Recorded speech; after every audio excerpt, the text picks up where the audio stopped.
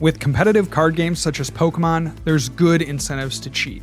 Prizes, money, or clout can motivate players to do some pretty nasty things.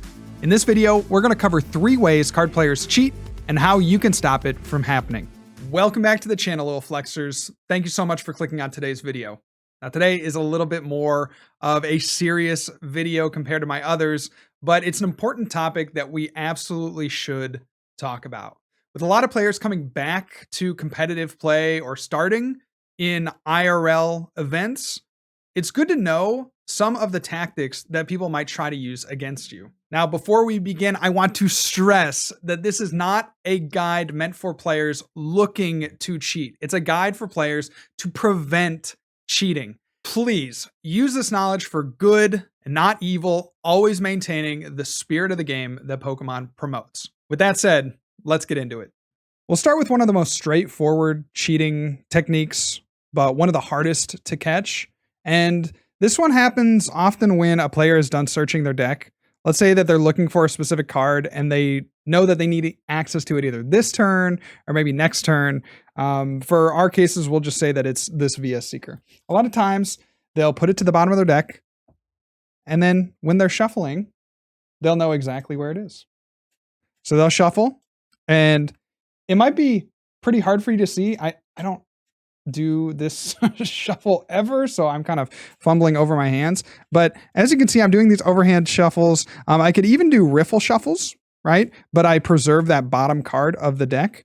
And so do a riffle shuffle here, making sure that I shuffle in. You know, to any outside player, this would look like an absolutely normal shuffle. Nothing going wrong, nothing different about the way I would shuffle. But I'm always making sure that I preserve that top card as a VS Seeker. Now, if I go to present the deck to my opponent and they decide to tap, then I'll always have that VS Seeker as the top card of my deck. If they go to cut, and I know that they've been cutting maybe halfway through the deck, then before I present them to cut, I'll actually just take the bottom, put it over top, and now that VS Seeker is right in the middle for them to cut into, if they're going to cut roughly center every single time. So how do you combat this? One of the easiest ways to do that, well, of course, to shuffle your opponent's deck, but vary your cuts. If you're the kind of person that doesn't like to shuffle every single time, or the kind of person that really would like to, keep the pace of play going, just cut in the middle, cut only a few cards off the top, cut towards the bottom. Don't cut it all sometimes, but obviously the best way to combat this is going to be to shuffle your opponent's deck every single time. One of the classic examples of this manipulation of card order is from Jeff Kolenk. You're going to see in this video that he maintains the position of the card being on the bottom. He actually keeps it on the top. Watch this shuffle. Look at how he actually does a mass shuffle, but he doesn't shuffle over top of the top card. He does a cut knowing that the opponent will likely cut there in the center. But if we just go back a little bit here, you can see that the top card position doesn't change. Here you can really see it. He's going to search his deck, pick out an Inkay, and watch that top card. He's going to shuffle, but not actually include that card in the shuffle. Beware, always shuffle your opponent's deck. Let's talk about the double nickel. Now, the double nickel is a shuffling technique that often happens either before the game starts or after, if you're playing a set after game 1 or 2. It's when your deck is divided already between the trainers and supporters and the Pokemon and the energy, right? So there are distinctive things that you're going to want to see at any point in the game, right? You're going to want to see your trainers, you're going to want to see some Pokemon, you're going to want to see some energy. So while they're split into these piles, players will often do what is known as a pile shuffle. And the double nickel comes from the fact that you would shuffle them into piles of 5, and you would basically ensure that you would get an even distribution of your cards. Now, some people think that having, a few Pokemon, a few energy, and mostly trainers in their hand is proof that their deck has been shuffled fully, but that's absolutely not the case. A randomized deck can have over, billions of different iterations, and some of those iterations could be all of your energy in your opening hand. And that's not something wrong with the game. That's not something wrong with your shuffling. So here I pick up a pile. You'll see there's 1 energy on the top there, and then we got 3 Pokemon, and then we got a bunch of supporters. So if I'm going to go here, do the same thing, 1 energy, 3 Pokemon, and a bunch of those items and supporters. And again, with this other pile, couple of energy, 3 Pokemon, and the rest are the items and supporters. And then 1, 2 energy, 3 Pokemon. Okay, you get the idea. So all of these piles are evenly distributed. Now, if I just stack them up and I put them on, then they're all these little individual piles that have been evenly distributed amongst the entire deck. And then maybe I give it 1 cut and I present it to my opponent. Whenever they cut, I'm always going to get that even distribution, right? Here is an opening hand, for instance, after that 1 cut. I mean, you're going to see here, we get 1 energy, 1 Pokemon, not a basic, so we can't actually play this hand, and then a bunch of supporter cards and trainer cards. So this is just one of those ways that people can kind of stack their deck in a sense. So if they never mix the cards up, your opponent is shuffling like this, and they never mix, they never mash, they never riffle, then you can be confident that they're trying to preserve an order to the cards. So we're going to see here, yeah, I mean, all trainers, not an opening hand that you want to see, but the idea still stands. Now, there's one very classic example of this in the Pokemon trading card game caught on camera, because again, we're talking about the final result being that all the cards are evenly distributed. And what you might see sometimes as well is players go through their decks between games and they might say, oh, there's a clump here of a lot of Pokemon. I'm going to move one to another spot in the deck. Or, oh my goodness, here's a level ball and a nest ball. I'm going to move that to somewhere else to ensure a little bit more randomized deck, right? You might see players do this in between games. And there's one really classic example of this from the Canadian National Championships. So these 2 players have just finished a match. This is Canadian Nationals in 2013.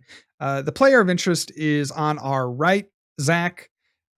And you're going to see that he isn't doing the double nickel in the sense that we know it, in the sense that I did from the demo, but it's achieving a very similar result, or it will achieve a very similar result. So let me show you kind of what you're going to witness. So you're going to see Zach do a pretty good job, actually, of randomizing the deck. He's going to 6-pile shuffle, which there's a lot of debate on whether or not that is actually helpful for randomization. And then he's going to do all of these individual shuffles. He's going to do a few riffle shuffles, and then he's going to do the double nickel. You'll see that here in just a moment. It's not going to be, again, exactly the way that we outlined it, but it achieves the same final result. Now, some players have called this declumping. And if you played any time before maybe 2016, declumping was a very big deal in the Pokemon trading card game community. A lot of people did it. A lot of declumping did not go unpunished, but it's basically where you're going to see him pick up this deck, look through it, and he doesn't like that Skyla being next to another Skyla, so he moves it into the middle of the deck. Again, this is achieving the same end game as a double nickel, where the cards are all evenly distributed, but he's just going to go through and actually manually do it instead of try to suss it out with cards upside down in a 5-pile shuffle. So there's an Ultra Ball being placed at the front of the deck. Again, making sure that the deck is quote unquote randomized, which true randomization could be any sets of cards anywhere in the deck. It could be all of your Squirtle in the first turn. It could be all of your Level Ball in the first turn. It doesn't matter. The deck doesn't matter. But there you go. Couple of quick, weak shuffles after you had searched the deck. And that, my friends, is cheating. Falls under the definition of a double nickel just because, again, that end result is the same as what you would see from a double nickel, but he has rearranged the cards to make sure there's a specific order. Now, this is one of the harder cheats to capture with this setup, but I'm going to do my best.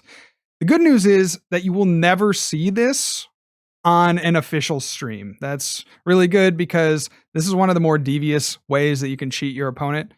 But it's just so easy to verify when you get to replay the video. But let me just do it real quick. I'm going to take a look at my opponent's discard pile. While I do that, I'm going to attempt to cheat.